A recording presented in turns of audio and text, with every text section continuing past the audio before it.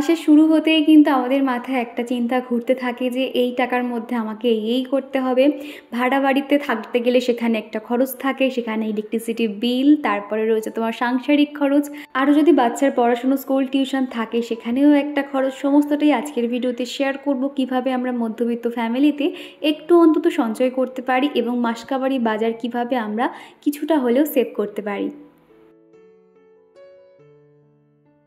প্রত্যেকদিন চেষ্টা করি একদম আর্লি মর্নিং থেকে ভিডিওটা শুরু করার, তবে আজকে কিন্তু অনেক দেরিতে ভিডিওটা শুরু করেছি।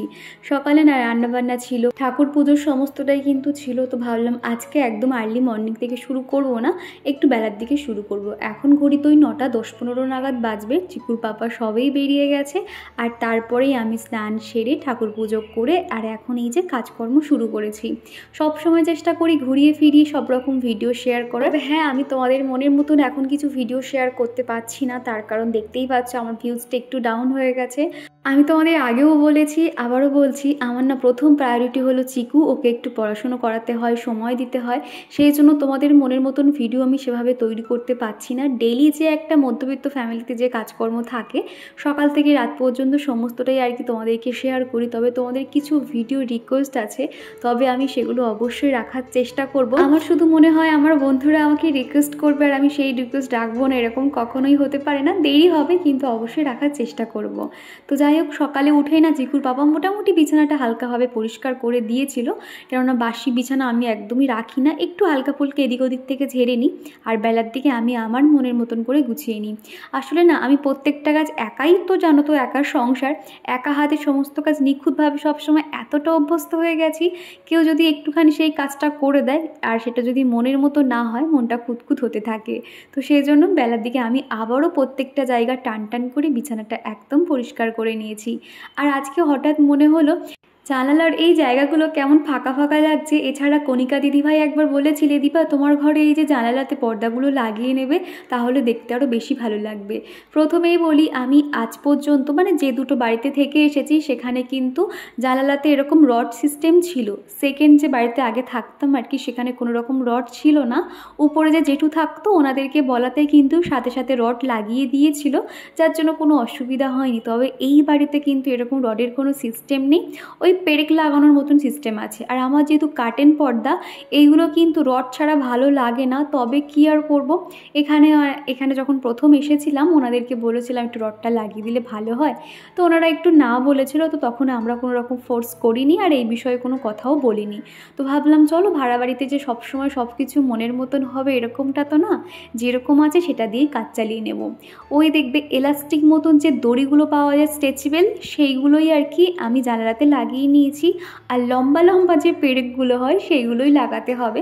ছোট লাগালে কি হবে জানো তো, পর্দাগুলো তুমি হাত দিয়ে যখন টানতে যাবে তখন কিন্তু এগুলো সহজে সরে আসবে না, আটকে যেতে পারে। তো এইগুলো মোটামুটি সরানো বন্ধ করার সুবিধা আছে, খুব একটা খারাপ লাগছে না, আমার তো বেশ ভালোই লাগছে। তোমাদের সব মিলিয়ে ঘরটা কেমন লাগছে দেখতে অবশ্যই জানিও। আর আমি এটা সবসময় মনে করি, বেডরুমে কিন্তু পর্দা ছাড়া যেন একটু অসম্পূর্ণ লাগে, ফাঁকা ফাঁকা লাগে। একটা ঘরে কিন্তু একটা সুন্দর বিছানা এবং সুন্দর একটা পর্দা যদি একটু ম্যাচিং করে সেট করা যায় না, দেখতে কিন্তু অসাধারণ লাগে। আগে না আমি সংসারের জন্য কোনো কিছুই কিনতে চাইতাম না, শুধু মনে হতো নিজের যখন বাড়ি হবে তখন করব। তবে না এখন এই মুহূর্তে দাঁড়িয়ে মনে হয় যে ভবিষ্যৎ তো কেউ আমরা কিছু জানি না, কি হবে না হবে, আজ আছি কাল হয়তো নাও থাকতে পারি, এখন তো নিঃশ্বাসেও বিশ্বাস নেই, তাই না? তো সেই জন্য মনে হয় যে যখন যেই মুহূর্তে থাকি না কেন, নিজের ছোটোখাটো যে শখগুলো থাকে সেইগুলো কিন্তু আমি নিজে পূরণ করার চেষ্টা করি। আর এখন ঈশ্বরের আশীর্বাদে যতটুকু আমি আর্ন করতে পারি সেই দিয়েই কিন্তু আমার ছোট ছোট ইচ্ছেগুলো আমি পূরণ করে থাকি, যেটা আমার সব থেকে মানে ভালো লাগে বলতে পারো, একটা ভালো লাগার একটা জায়গা।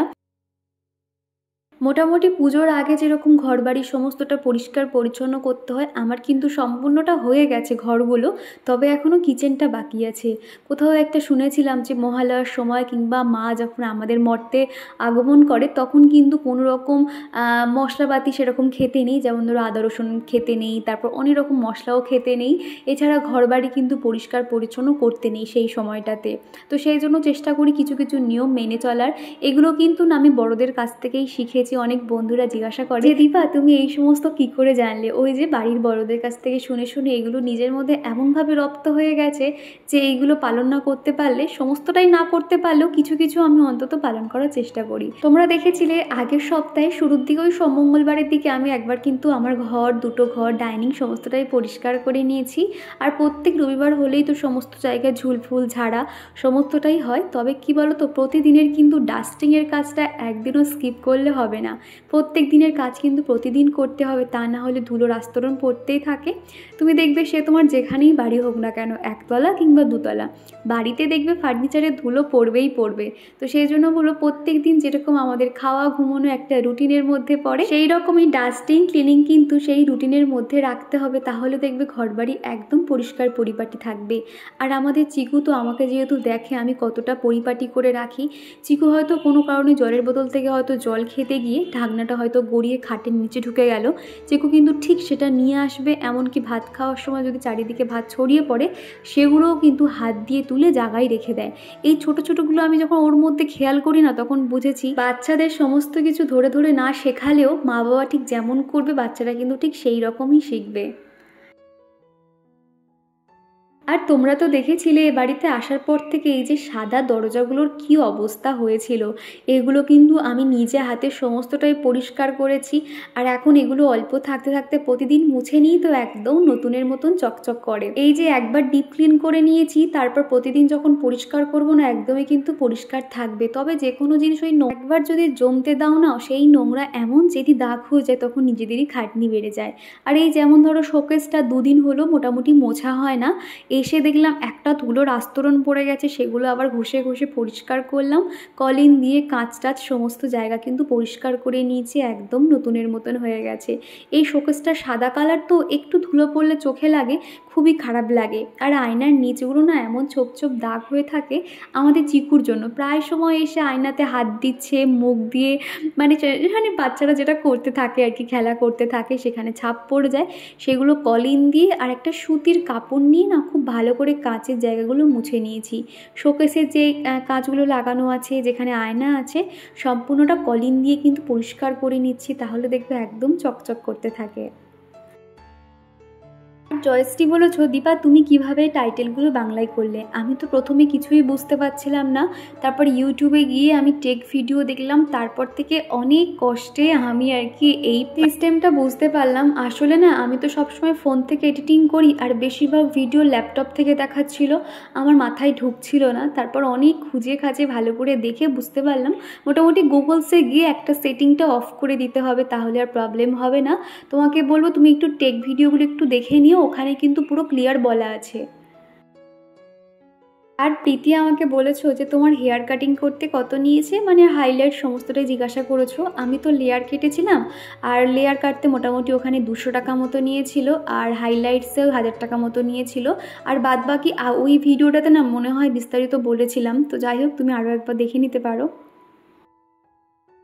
আর এদিকে দেখো আমি যখনই কাজ করি আমাদের চিকু কিন্তু খুব বোঝে, ও না মানে তখন কিন্তু কোনো রকম ডিস্টার্ব করতে আসে না। আর বাচ্চা মানুষ তো মাঝে মধ্যে একটুখানি বোরিং ফিল করে, তখন এসে আমার সঙ্গে একটু ওরকম হুড়োহুড়ি করতে থাকে। আর ওকে ফার্স্টে ডেকেছিলাম, ওর যে গলার উপর চেনটা আছে সেটা ওর জামাটার মধ্যে আটকে গেছিলো, তো সেটা যেই একটু ঠিক করতে গেছি ও অমনি আমাকে একটু আদর করে দিল। সারাদিন বলতে গেলে ওর খেলার সঙ্গী, মা, বন্ধু সমস্তটাই আমি। যত হুড়োহুড়ি আমার সঙ্গেই আর কি করতে থাকে, মাঝে মধ্যে আমি আমার কাজ ফেলে রেখে ওকেও একটু সময় দিই, কেননা ওর না একা এখানে সত্যি ভালো লাগে না গো। আর আজকে সারাদিন শুধু বৃষ্টি আর বৃষ্টি। সকাল থেকে কত সুন্দর একটা ঝলমলে রোদ দেখলাম, কিন্তু বেলার দিক থেকে টিপটিপ করে বৃষ্টি শুরু হয়ে গেছে, আর একবার রোদ হচ্ছে। আর আমার না শুধু মনে হয় আমার হাতে অত সময় নেই যে একবার জামা কাপড় তুলবো একবার মেলবো। সেই জন্য কী করেছি, ওই পিছনের বারান্দা থেকে সমস্ত জামা কাপড়গুলো এনে বক্স জানালাতে মেলে দিয়েছি। যখনই রোদ আসে এই জানালাতে কিন্তু মোটামুটি রোদ পড়ে, তাহলে ভালোভাবে শুকিয়ে যাবে। আর আমার না সত্যি একদমই ভালো লাগে না ওই তুলবো মেলবো এই কারণে আর কি। তো ওখানে দিয়েছি, হাওয়াতে রোদে শুকিয়ে যাবে। আর তারপরে ভাবলাম বেলার দিকে একটু ঘর বারান্দাগুলো ঝাড় দিয়ে দিই, তাহলে আমাকে আর বিকেলের দিকে ঝাড় না দিলেও চলে যাবে। আমি যখন তোমাদেরকে বলেছিলাম এই মাসে আমাদের অনেক শুকনো লঙ্কা আনা হয়ে গেছে, কি করব বলো, কিভাবে স্টোরেজ করলে বেশি দিন পর্যন্ত ভালো থাকবে, আমার অনেক বন্ধুরা আমাকে অনেকভাবে আইডিয়া দিয়েছে। তাদের কিছু আইডিয়া আমি অবশ্যই নেব। আর বাদবাকি আমি কিভাবে স্টোরেজ করছি পরের কোনো একটা ভিডিওতে অবশ্যই তোমাদেরকে দেখাবো। সুন্দর সুন্দর প্রসেস যে হয় আমার জানা ছিল না, আমি তো প্রথমে চিন্তায় পড়ে গেছিলাম কি করব। তবে আমার ভীষণ হেল্প হয়েছে তোমাদের টিপসগুলো পেয়ে। এছাড়া আমিও কয়েকটা জায়গায় গুগল সার্চ করে কয়েকটা টিপস দেখে নিয়েছি, পরের কোনো একটা ভিডিওতে অবশ্যই দেখাবো। আর এদিকে কিন্তু ঘর বারান্দাগুলো ঝাড় দেওয়া হয়ে গেছে, আর সমস্ত ধুলোই সামনের দিকটাতে এনে আর কি বাইরে ফেলে দেওয়া হয়। আর এখন তো চারিদিকে জল আর জল, আগে তাও ধুলো ফেলতে একটু দূরে যেতে হতো, এখন হাত বাড়িয়ে বাইরেই ফেলে দিই। আর আমার ঘরের দিকে ঢুকতেই এই যে ছোট জায়গাটা আছে, বারান্দা বলো আর ব্যালকনি বলো, জায়গাটা এমন হয়ে থাকে না সত্যি নিজেরই দেখাতে ভীষণ খারাপ লাগে। তবে কি আর করব, আমার মনে হয় তোমরা তো আমার বন্ধুর মতন, আমি যখন যেভাবে যে সিচুয়েশনে থাকি না কেন তোমাদেরকে শেয়ার করার চেষ্টা করি। এই জায়গাটা না মানে প্রচণ্ড ছোট, এখানে তো সেরকম বেশি কিছু রাখতে পারি না, আর সেই জন্য না সমস্ত যেগুলো খুব কম লাগে বা দু একটা দরকারি জিনিস সেগুলো এখানেই আর কি রেখে দিয়েছি। যেমন ধরো সাইকেল, টুকটাক জিনিসপত্র। এই জায়গাটা যদি একটু ফাঁকা রাখতে পারতাম না, তাহলে এই জায়গাটা আরও সুন্দর করে গুছিয়ে রাখতে পারতাম। তবে কি আর করব, এখানে স্টোরেজ প্রচণ্ড কম বললেই চলে। এত বড় বাড়িতে মাত্র একটা মাত্র সানসেট রয়েছে, যার জন্য জিনিসপত্র রাখার আমাদের বেশি জায়গা পাই না বলে এখানে রাখতে হয়েছে। যেমন ধরো একটা সাইকেল রয়েছে আর টুকটাক জুতোর পেটি রয়েছে, ওইখানেই আর কি রাখা হয়। যদি ওই জায়গাটা একটু সুন্দর করে লাইট দিয়ে ডেকোরেশন করতে পারতাম, কয়েকটা ইনডোর প্ল্যান্ট লাগাতাম না, দেখতে কিন্তু ভীষণ ভালো লাগতো। তবে কি আর করব, এখন এইভাবেই আর কি চালিয়ে নিচ্ছি। এরপর একটু একটু করে সমস্ত কিছু চেঞ্জ করতে থাকবো আর কি। তবে না আমি এখন মনে মনে একটাই কথা ভেবেছি, জানি না এটা আমি রাখতে পারবো কি না। ভেবেছি এখানে আমি থেকে যাব, যাই কিছু হয়ে যাক না কেন, যখন নিজের বাড়ি করব তখন এই বাড়িটা ছাড়বো। তা নাহলে না বাড়ি চেঞ্জ করতে যে কি কষ্ট হয়, তোমরা যারা আমার মতন আছো তোমরা তো জানবেই। একটা গোছানো জিনিসপত্র বার করে আবার একটা জায়গায় গোছাও, সত্যি কথা বলতে ভীষণ কষ্ট হয়। তো সেই জন্য না আমি মানে বাড়ি চেঞ্জ করার মানে কথা শুনলে আমি ভীষণ ভয় পাই আর কি। তো যাই হোক, এখানে তো থাকার পরিকল্পনা রয়েছে, যেমনই হোক না কেন আমি ঠিক সহ্য করে নেব। আমার শুধু মনে হয় ভগবান আমার পাশে থাকলেই হবে, আমি সমস্ত কিছুই আর কি ম্যানেজ করে নিতে পারবো। আর তারপরে কিন্তু চিকুকে স্নান করিয়ে দিয়েছি। আর এই যে জায়গাটা দেখতে পাচ্ছ ডাইনিং স্পেসে, কিন্তু চিকু সবসময় খেলাধুলো করে। এখানে ওর খেলনা মানে 24 ঘন্টা ছড়ানো ছিটানো থাকে, এখানেই খেলে। চিকু কিন্তু অনেক শান্ত। উপরে যে একটা চিকুর দাদা ভাই আছে, দিদি ভাই আছে, মানে তারাও মাঝে মধ্যে যখনই নামে একটু উঁকি মেরে ওর সঙ্গে কথা বলে, আর আমাকে বলে যে কাকিমা চিকু কিন্তু অনেক শান্ত, বলো চুপচাপ বসে থাকে। আছে হ্যাঁ, সবাই তো বলে শান্ত, কিন্তু প্রত্যেকটা মায়ের কাছে দেখবে তার বাচ্চা যেন খুবই দুষ্টুমি করে বলে মনে হয়। তো না, অনেকে যখন বলে যে হ্যাঁ শান্ত, না সত্যিও শান্ত, ও কিন্তু যে খুব বদমাইশি করে, জিনিসপত্র অগোছালো করে, সেরকম কিন্তু না। তো এই জায়গাটাতে ওকে খেলতে দিই, তো ভাবলাম ওকে এবার স্নান করিয়ে খাইয়ে দাইয়ে দিই। তো বলো ওকে এখন একটুখানি স্নান করিয়ে টিপ পরিয়ে দিচ্ছি। আর চিকু দেখো, ও কিন্তু পাউডার দিয়ে আমাকে টিপ পরিয়ে দেয়। আগের ভিডিওতে নিধি চ্যাটার্জি আইডি থেকেই দিদিভাই আমাকে বলেছো হ্যালো দীপা কেমন আছো, চিকু কেমন আছে। প্রথমেই বলি হ্যাঁ দিদিভাই আমি ভালো আছি, চিকুও ভালো আছে। তবে তুমি যে কথাটা বলেছো তোমার বাড়িতে একটা খারাপ সময় চলছে, সত্যি শুনে ভীষণ খারাপ লাগলো গো। প্রিয় মানুষ হারানোর যন্ত্রণা ভীষণ, মানে এটা আমি খুব ভালো করে জানি। তবে কি আর বলবো, সমস্ত কিছুই ঠিক হয়ে যাবে। আমরা কিন্তু কেউ চিরস্থায়ী নয়, একদিন সবাইকে কিন্তু ঠিক এই পৃথিবী ছেড়ে চলে যেতে হবে। এইভাবেই কিন্তু মনকে সান্ত্বনা দিতে হয় সবাইকে, তাই না? তো যাই হোক, আজকে দুপুরে রান্না করেছিলাম খিচুড়ি, সাথে ডিম ভাজা, মাছ ভাজা, রয়েছে পাঁপড়। বৃষ্টির দিনে এর থেকে ভালো খাবার কিছু হয় বলে মনে হয় না। মোটামুটি আমি একবেলার মতনই খিচুড়ি বানিয়ে নিয়েছিলাম, রাতে রুটি তরকারি কিছু একটা বানিয়ে নেব।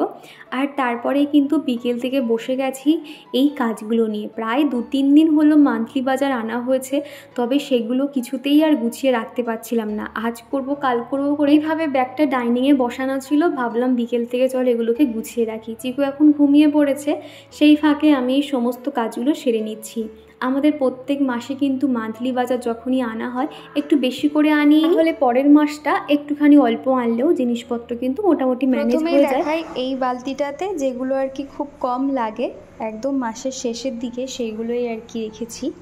যেমন মানে ধরো এই যে তেলের যে প্যাকেটগুলো দেখতে পাচ্ছ, মোটামুটি এই মাসে একটা মাত্র ওই যে সর্ষের তেলের প্যাকেট নেওয়া হয়েছে। আমার যেহেতু সবসময় স্টোরে বেশিরভাগ করে রাখা হয়, তো সেই জন্য ভাবলাম সামনে যেহেতু দুর্গা পুজো, তখন তো বাড়িতে থাকবো না, আর এত তেল ফেল তখন লাগবে না। এমনিতে দেখো আমি আমার স্টকে অনেকগুলো প্যাকেটই রাখি আর কি। এই যে দেখো, 1 2 3টে প্যাকেট, এই একটা সাদা তেলের প্যাকেট, মোটামুটি 3টে আর কি রয়েছে। আর আপাতত এই মাসের জন্য আমার প্রত্যেক মাসে যেহেতু 4 প্যাকেট করে লাগে, তো সেই জন্য 3টে আপাতত বাইরেই রাখছি, এর মধ্যে আর রাখবো না। ওই যে একটা সর্ষের তেল রাখছি আর 2টো সাদা তেল, তাহলে হয়ে যাবে। আর এটার মধ্যে ওই যে সমস্ত এক্সট্রা যেগুলো আর কি, হলুদ, লঙ্কা, জিরে, ধনে, যেগুলো আর কি এক্সট্রা, পোস্তর প্যাকেট, সমস্তটা এখানে রাখছি। আর এই মাসের জন্য মোটামুটি এখানে দেখতে পাচ্ছ হলুদ, লঙ্কা, জিরে, ধনে একটা একটা করে রেখে দিয়েছি। এটাও পুরো স্টকে রেখে দিচ্ছি, আমি এইভাবেই মোটামুটি রেখে দিই। আর এখন তো প্রায় সময় লোডশেডিং হয়, সেই জন্য মোমবাতিগুলোও আর কি এটার মধ্যে রেখে দিয়েছি। আর একটা মোমবাতি বাইরে বার করে রেখেছি, ব্যবহার হবে। তো এইগুলো এই বালতিতে আর লাগবে না, এইটা এরকম ফাঁকাই থাকবে, এটাকে এবারে ঢেকে রেখে দেব। অনেকে দেখবে পুরো মাসের বাজার না করলেও 10-15 দিনের জন্য অর্ধেক বাজার করে। তবে আমার মনে হয় যদি আমরা মান্থলি বাজার একসঙ্গে যদি করে নিতে পারি না, তাহলে কিন্তু কিছু অনলাইন কিছু অফলাইন দিয়েও কিন্তু আমরা নিলে সেই জায়গা থেকে কিন্তু কিছু টাকা হলেও কিন্তু আমরা সেভ করতে পারি। হয়তো এটা অনেকের যার যেটা মনে হয় আর কি, তবে আমার ক্ষেত্রে বলবো পুরো মাসের বাজার তুললে কিন্তু আমি অনেক টাকা সেভ করতে পারি। কেননা আমি কিছু কিছু জিনিস কিন্তু শপিং মল থেকেও নিয়ে দেখেছি, কিছু অনলাইনেও নিয়ে দেখেছি, আর অফলাইনেও নিয়ে দেখেছি। শপিং মল থেকে যেটা সব থেকে একটু সস্তায় বলে পাওয়া যায় বলে মনে হয়, ওখানে কিন্তু তুমি যে কোনো সার্ফ নাও না কেন, ওখানে খুব ভালো ভালো মানে সার্ফের উপরে ডিসকাউন্ট থাকে, মোটামুটি ওখান থেকে কমে পাওয়া যায়। এছাড়া যে আমরা চাগুলো নর্মালি খেয়ে থাকি, রেড লেবেল চা কিংবা গোল্ড, এই চাগুলোর থেকে কিন্তু শপিং মল থেকে একটা চায়ের পাতা নিয়েছিলাম, সেটা না মানে অনেক গ্রাম, 500 গ্রাম না 600 গ্রাম ছিল, মোটামুটি সব মিলিয়ে এখন আমি পার্টিকুলার মানে গ্রামটা বলতে পারছি না, তবে এটুকু বুঝেছি শপিং মল থেকে চাটা নিলে কিন্তু অনেকটা সেপে পাওয়া যায়, প্লাস সেই চার টেস্ট কিন্তু খুব সুন্দরও হয়। আর এছাড়া কিন্তু তোমরা যারা অনলাইন থেকে গ্রসারি আইটেম নাও, তোমরা একটুখানি দেখবে মাঝে মধ্যে কিন্তু ডিসকাউন্ট চলে। যেমন ধরো এখন প্রত্যেকটা গ্রসারির উপরে কিন্তু ডিসকাউন্ট চলছে, তোমরা কিন্তু এই সময় নিয়ে নিতে পারো। আগের মাসে কিন্তু ঘরের ছোট দেশলাই থেকে শুরু করে ওডোনিল থেকে সমস্ত কিছুই আর কি বেশি করে মান্থলি বাজার তুলে নেওয়া হয়ে গেছিলো A to Z, সেই জন্য এই মাসে মাত্র 2500 টাকার মধ্যে কিন্তু আমাদের মান্থলি বাজার তোলা হয়ে গেছে। তবে চাল আর তেলের খরচ কিন্তু আলাদা। তবে কি জানো তো, বাচ্চা থাকলে দেখবে মাঝে মধ্যে এটা ওটা খাবার এক্সট্রা আনিয়ে রাখতে হয়। আর যেহেতু সারাক্ষণ বাড়িতেই থাকি, বাড়ির সামনে সেরকম রেস্টুরেন্ট কোনো খাবার দাবারের দোকান থাকে না, রয়েছে একটুখানি দূরে যেতে হয়। তো আমার সবসময় মনে হয় ইচ্ছে হলে যে একটা বড় কোনো রেস্টুরেন্ট থেকে খেতে হবে কিংবা সেখানে গিয়ে অনেক টাকা খরচ করতে হবে, তার থেকে মনে হয় বাড়িতে সেই টাকা দিয়ে অনেক খাবারও আনা যাবে, আর সেটা দিয়ে বাড়িতে সবাই মিলে বসে কিন্তু আমরা সেই খাবারটাকে এনজয় করতে পারবো। তবে বিশ্বাস করো যে একটা কোনো বড় রেস্টুরেন্টে গিয়ে খাওয়া দাওয়া করলাম, সেখানে গিয়ে শপ করলাম, এই জিনিসগুলো না সত্যি আমার মধ্যে আসে না। মনে হয় যে না, যখন সেই জায়গাতে পৌঁছাতে পারবো বা সেখানে প্রচুর টাকা ইনকাম করতে পারবো, তখন সেগুলো হয়তো শো অফ করার ব্যাপার থাকে। কিন্তু যেগুলো নেই মানে সংসারে টানাটানি করে কিন্তু শো অফ করে কি লাভ বলো তো? অনেকেই আছে দেখবে একটু শো অফ করতে ভালোবাসে, যাই কিছু হোক না কেন সোশ্যাল মিডিয়াতে দেখতে পছন্দ করে, কিংবা ঘর ফর সাজানোর জন্য অতিরিক্ত জিনিস কিনে এনে ঘরে শো অফ করে। কিন্তু আমার শুধু মনে হয় যে না, আমার যতটুকু দরকার ততটুকুর মধ্যেই কিন্তু আমি থাকার চেষ্টা করি। আর আমার যখনই কিছু একটা মানে কেনার শখ হয়, আমি আমার সংসার খরচ থেকে সেই টাকাটা আমি একটা জায়গায় ইনভেস্ট করি, এবং সেই টাকাটা যখন একটুখানি বেশি হয় তখন সেই টাকাটা দিয়ে আমি আমার সংসারে কোনো জিনিসপত্র কিনি। আর কিভাবে আমি আমার সংসার থেকে টাকা জমাই সেই বিষয়ে কিন্তু আরও একটা আলাদা ভিডিও আছে, তোমরা সেই ভিডিওটা দেখতে পারো। আশা করছি তোমাদের অনেক কাজে লাগবে।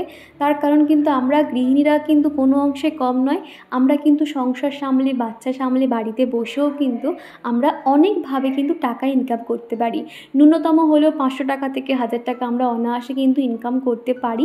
তো সেই জন্য বলবো, তোমরা যারা একদম হাউসওয়াইফ রয়েছো, কিছু অন্তত হাতের কাজ করে নিজের টাকা, নিজের হাত খরচ কিন্তু নিজেই তোমরা উপার্জন করতে পারবে। তো সেই জন্য বলবো প্রত্যেকটা মেয়ের কিন্তু একটা ইনকামের রাস্তা তৈরি করা খুব দরকার। আমাদের মতন মধ্যবিত্ত ফ্যামিলিতে সবসময় একটা কথা মাথায় রাখতে হবে যে আয়ের অধিক কিছু কিন্তু ব্যয় করা যাবে না, যতটুকু দরকার সেই দিয়েই কিন্তু সংসার চালাতে হবে। তবে বিশ্বাস করো, আমার কিন্তু সাংসারিক জীবন বেশি দিনের নয়, খুব কম দিনের। আমি যতটুকু শিখেছি নিজস্ব অভিজ্ঞতা থেকেই শিখেছি, আর সেগুলোই কিন্তু তোমাদের মাঝে তুলে ধরার চেষ্টা করি। জানি না কার কত উপকার হয়, তবে আমি আমার মতামতটা তোমাদেরকে শেয়ার করি। তো যাই হোক, অনেক কথাই বলে ফেললাম। তো এদিকে না মান্ত্রী বাজার কিন্তু গোছানো হয়ে গেছিলো, এদিকে সন্ধেও হয়ে গেছে। তো ভাবলাম এগুলোতে যখন হাত দিয়েছি প্রত্যেকটা কন্টেনার আগে রিফিল করে নিই, তারপর আর কি ফ্রেশ হয়ে সন্ধে দেওয়া যাবে এখন। কেননা এই কাজটা যদি এখন ফেলে রাখি, আবার সন্ধে টন্ধে দিয়ে এসে তখন দেখবে শরীর ছেড়ে দেবে, তখন আর কিছু করতে ইচ্ছে করবে না। তো ভাবলাম চলো আগে এগুলো প্রত্যেকটা গুছিয়ে রাখি। এই যে আগে না কিছুটা ছোলা থেকে গেছিলো, তো সেই জন্য না এর মধ্যে আর মেশালাম না নতুন যে ছোলাটার সঙ্গে। উপরে কি করেছি, সেই আগের ছোলাটা একটা ছোট প্লাস্টিকে বেঁধে রেখে দিয়েছি, তাহলে যখন ছোলা ভেজানোর থাকবে উপরের প্লাস্টিক থেকে আগের ছোলাটা ভিজিয়ে রাখতে পারবো। আর আমাদের মোটামুটি বাতাসা মিছরি একটু বেশি লাগে, কেননা প্রত্যেক দিনকে ভিজিয়ে রাখতে হয়। চিকুর পাপা তো সকালে খাওয়ার সময় পায় না, ওই অফিস থেকে ফিরে আসে তখন একটু শরবত মতন বানিয়ে দিই, তাহলেও খেয়ে নিতে পারে। আর চিকুকেও মাঝে মধ্যে মেথি মৌরির জল ভিজিয়ে দিই। আর চিকু না আগে মাঝে করে জল খাওয়া পুরো ছেড়েই দিয়েছিল। তোমরা অনেকেই জানতে চাও যে চিকু কতবার জল খায়। চিকু মোটামুটি দিনে 8 থেকে, ওই যে ছোটো ছোটো যে কাপ মতন হয় গ্লাস, 8 থেকে 9 গ্লাস মতন জল খায়। আমার কোনো একটা বন্ধু বলেছিলে, সম্ভবত প্রিয়াঙ্কাদি মনে হয় বলেছিলে, যে দীপা তোমার ভিডিও দেখতে আমার ভীষণ ভালো লাগে, তোমার ভিডিওর মধ্যে একটা সাধারণ ব্যাপার রয়েছে, আর তুমি কত সুন্দর সাধারণ জিনিসপত্রের মধ্যে দিয়ে অসাধারণ কত সুন্দর ঘরবাড়ি গুছিয়ে রাখো। আরও অনেক কথাই মোটামুটি বলেছিলে। তো সব মিলিয়ে বলবো, আমি যেরকম বর্তমান লাইফটাকে লিড করছি, যেমনভাবে সংসার চালাচ্ছি, সাধারণভাবেই তোমাদেরকে সামনে না প্রেজেন্ট করি। কোনো রকম কিন্তু বিলাসিতা বা কোনো রকম কিন্তু সেরকম কিছু শেয়ার করি না। তার কারণ আমার মনে হয় যে না, আমি যতটুকু ততটুকুই তোমাদেরকে দেখাবো, এর অধিক দেখানো মানে শো অফ করা ছাড়া আর কিছুই না। সাধারণ ঘরকন্যা আইডি থেকে দিদিভাই বলেছো, দীপা তোমার ভিডিওতে ব্যাকগ্রাউন্ডে যে মিউজিকগুলো ব্যবহার করো তার জন্য কি তোমার কপিরাইট আসে? আর কপিরাইট আসলে বা কী করো? প্রথমেই বলি হ্যাঁ, কপিরাইট তো প্রায় সময় আসে, যেহেতু আমি ইউটিউব থেকে কয়েকটা ভিডিও যখন ডাউনলোড করি তখন কিন্তু নো কপিরাইট দেখায়, কিন্তু 1-2 মাস বাদে দেখেছি কপিরাইট চলে আসে। তবে আমি কিছু টেক ভিডিও দেখে নিই, সেই টেক ভিডিও থেকে কিন্তু তোমার কোনো মিউজিকের জন্য কপিরাইট এলে সেটা কিন্তু সাথে সাথে রিমুভ করা যায়। তো তোমাকে বলবো টেক ভিডিওগুলো একটু দেখে নাও, ওখানে খুব সুন্দর কিন্তু বুঝিয়ে বলা আছে কিভাবে কপিরাইট তুমি রিমুভ করে নেবে, খুব একটা প্রবলেম হয় না। তো তোমরা যারা এতক্ষণ পর্যন্ত আমার সাথে রয়েছো, তোমাদের সকলকে রিকোয়েস্ট করবো ভিডিওতে একটা লাইক করে দিও। তোমাদের এক একটা লাইক কিন্তু আমি ভীষণ মোটিভেট হই, ভীষণ ভালো লাগে। আমি বুঝতে পারি যে হ্যাঁ, তোমরা আমার ভিডিও পছন্দ করছো। জানি তোমরা অনেকে ভিডিও দেখতে দেখতে লাইক করতে ভুলে যাও, তবে আরও একবার মনে করিয়ে দিলাম। এই কন্টেনারটার মধ্যে সর্ষে রেখে দিলাম, কেননা সর্ষে তো খুব একটা ব্যবহার হয় না, অর্ধেকটুকু মতন ছিল। তবে এই বৃষ্টির জন্য দেখলাম কি সেই সর্ষেটাতে না সাদা সাদা পোকা লেগে গেছে, বলে সেই অর্ধেকটুকু ফেলে দিলাম, নতুন করে আবার ঢেলে নিয়েছি। আর এই যে কফির একটা কাঁচের জার ছিল, এত সুন্দর না দেখতে, এটাকে আমি ফেলিনি, ভেবেছি রান্নার কিছু আর কি কাজে লাগিয়ে নেব। গোলমরিচ আনা হয়েছিল, গোলমরিচ কিন্তু সবসময় ডাস্ট যে পাউডারটা সেটা আনা হয়, তবে এই গোটা গোলমরিচগুলো এনেছি। একটা দারুণ মশলা বানাবো সমস্ত রকম কিছু দিয়ে, যখন বানাবো তোমাদেরকে অবশ্যই শেয়ার করব। তো সেই জন্য গোলমরিচটা ওখানেই ঢেলে রাখলাম। আর এটা হলো ওডোনিল, প্রত্যেক মাসে একটা করে আর কি, একটা নয় মোটামুটি সবসময় প্যাকেট ধরেই আনা হয়। আর মাসে একটা করে এনে বাথরুমে রাখি, বেশি দিন থাকে না, মোটামুটি 2-3 সপ্তাহ খুব ভালোভাবে স্মেলটা পাওয়া যায়, তারপর কিন্তু আস্তে আস্তে অতটাও গন্ধটা পাওয়া যায় না। ভিতরে একটা লিকুইড মতন থাকে, ওটা আস্তে আস্তে মানে গলতে গলতে না পুরো একদম মানে সেই কর্পূরের মতন উধাও হয়ে যায়। এই ছোট্ট একটা সেলফের উপরে আমার সমস্ত কন্টেনারগুলো গুছিয়ে রাখি। তো দেখো তো কেমন লাগছে। তো এবার দেখো আমার রান্নাঘরটাকে দেখতে কত সুন্দর লাগছে না, প্রত্যেকটা কন্টেনার পুরো রিফিল করা হয়ে গেছে। এবার মনে হচ্ছে হ্যাঁ, আমার সংসারটা পুরো ভরে রয়েছে। তো যাই হোক, আজকের ভিডিওটা এই দিয়েই শেষ করছি। ভিডিওটা কেমন লাগলো অবশ্যই কমেন্ট করে জানিও। ভিডিওর কোনো অংশ ভালো লেগে গেলে একটা লাইক করে দিও। তো চলো আজকের মতো টাটা, আবারও দেখা হবে।